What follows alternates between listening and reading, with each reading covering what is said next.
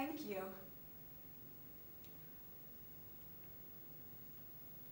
China is more than a part of me. She is in my heart and soul and mind. My first conscious memories are of her people and her landscapes. They formed my childhood world. They shaped my adolescent years. They brought me to my maturity. But the China that was mine and to which I belonged became communist, and I knew I could no longer live there. I was forced to this conclusion because I very nearly lost my life at the hands of a communist army which invaded the city where I lived. On that day, I knew I was American, however Chinese I was in education and feeling. It is true the American critics ignore me. They do not know what to do with me. I don't mind. I think they're not quite sure I should be included in the field of American literature and writers. Perhaps they're right. It is quite true there was a great outcry of dissent when I received the Nobel Prize. All sorts of dreadful things were said, and I agreed with them. No one was more astonished than I to receive the Nobel Prize.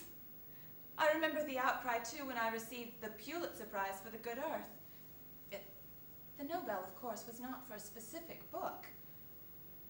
The gist of all such criticism seemed to be that no woman deserved to win the Nobel Prize, and that of all women, Pearl Buck deserved it the least because she was too young, had written too few books of note, and was scarcely to be considered American. She wrote about Chinese peasants and had lived in China. It is people who have always afforded me my greatest pleasure and interest.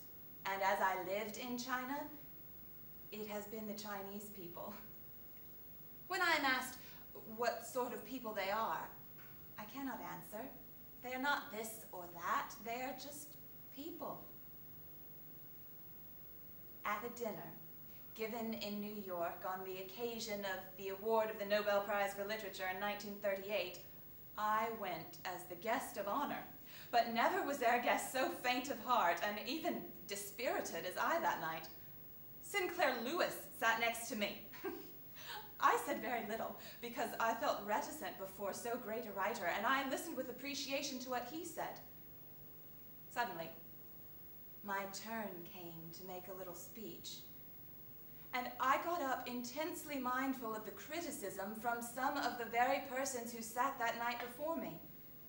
And looking back to what I had been taught in my Chinese childhood, I told them that I had long ago learned that a mere teller of tales is not to be considered a literary figure. And a few more sentences of that sort. My novels were only stories, meant to amuse people and to make a heavy hour pass a little more easily. When I sat down again, Mr. Lewis turned to me with an animation sparkling with anger. "You must not minimize yourself," he declared.